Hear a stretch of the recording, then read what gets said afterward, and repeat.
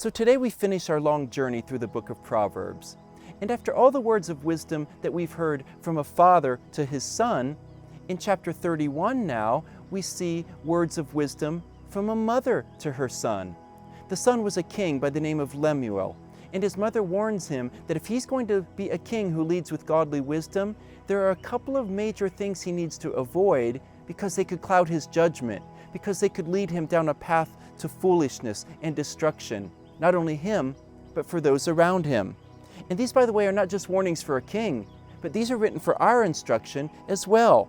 The first warning is against the use of wine and strong drink. His mother says that drinking too much wine could lead him to make unwise decisions. It could make him selfish, and so that he doesn't care about the needs of others.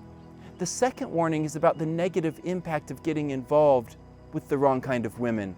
This is a warning that we've seen to men throughout the Proverbs about the tragic consequences of getting seduced into sexual temptation by smooth words and pretty smiles.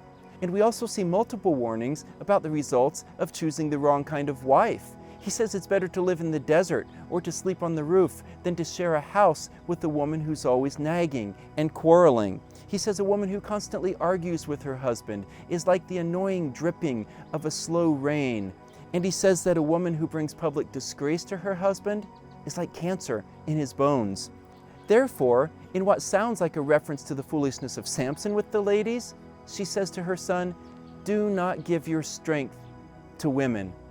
And so after all of the warnings about the dangers of being foolish with wine and women, the rest of Proverbs 31 is instruction about the kind of woman that a godly man ought to pursue and desire to marry. Verse 10 says, "Who can find a woman who's virtuous, who has noble character? If you find a wife like that," she says, "that's more valuable than having a room full of jewels." Verses 11 to 12, a godly wife is the kind of woman her husband can trust, the kind of woman he knows will have her heart turned towards him, that he knows will seek to do good to him.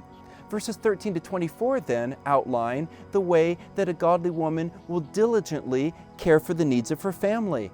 Now this portion is kind of intimidating to a lot of ladies when they read it, because it seems like this Proverbs 31 lady is superwoman. But these are principles that can take on many different forms. So he's not saying that if you're going to be a godly woman, you have to make all of your children's clothes by hand. He's not saying if you're a godly woman, you have to get up while it's still dark to search for wool and for flax. I mean, who knows what flax is anyways? What he's saying is that a woman of God will work hard to do whatever she can to take care of her family.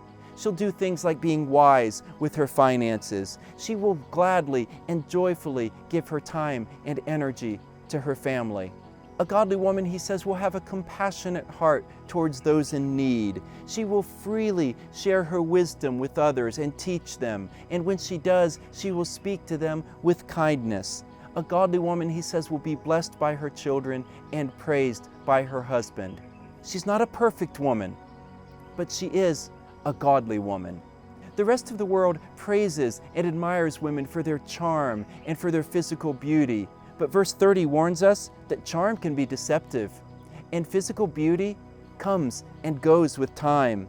But the kind of woman who pleases the Lord and blesses all those around her, he says, is a woman who fears the Lord. In other words, a woman who is the kind of person that Proverbs has been telling all of us we should be. Someone who understands and recognizes and honors God for who He is. Someone who surrenders to Him and allows Him to enable her to walk in His ways, and someone who trusts Him simply to be God.